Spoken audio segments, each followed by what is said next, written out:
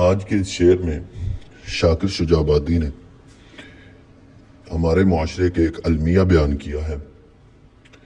شاکر شجاع آبادی کہتا ہے کہ انہاں دے بال ساری رات روندن بھوک تو سمدے نہیں، جنہاں دی کہیں دے بالاں کو کھڈیندیاں شام تھی ویندی۔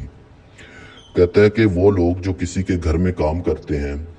کسی کے بچوں کو کھلاتے ہیں سارا دن، ان کے گھر کے کام کاج کرتے ہیں، ان کے بچوں کو ہنساتے ہیں، وہ جب شام کو واپس اپنے گھر پہ آتے ہیں تو ان کے جو بچے ہوتے ہیں وہ بھوک کی وجہ سے رو رہے ہوتے ہیں، اور وہ بھوک کی وجہ سے رات کو سو نہیں پاتے ہیں۔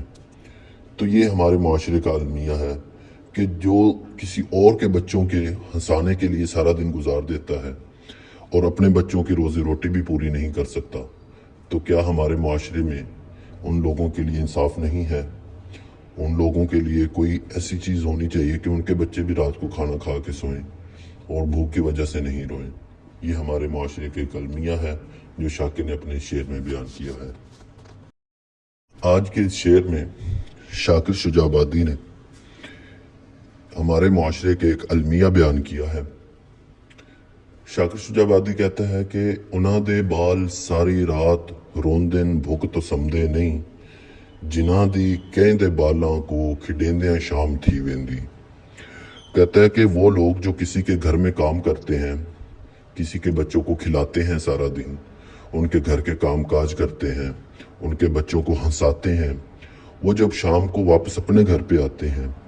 تو ان کے جو بچے ہوتے ہیں وہ بھوک کی وجہ سے رو رہے ہوتے ہیں،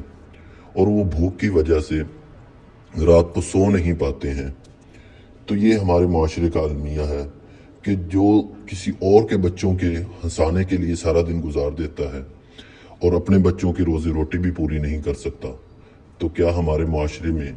ان لوگوں کے لیے انصاف نہیں ہے؟ ان لوگوں کے لیے کوئی ایسی چیز ہونی چاہیے کہ ان کے بچے بھی رات کو کھانا کھا کے سوئیں اور بھوک کی وجہ سے نہیں روئیں۔ یہ ہمارے معاشرے کے ایک المیہ ہے جو شاکر نے اپنے شعر میں بیان کیا ہے۔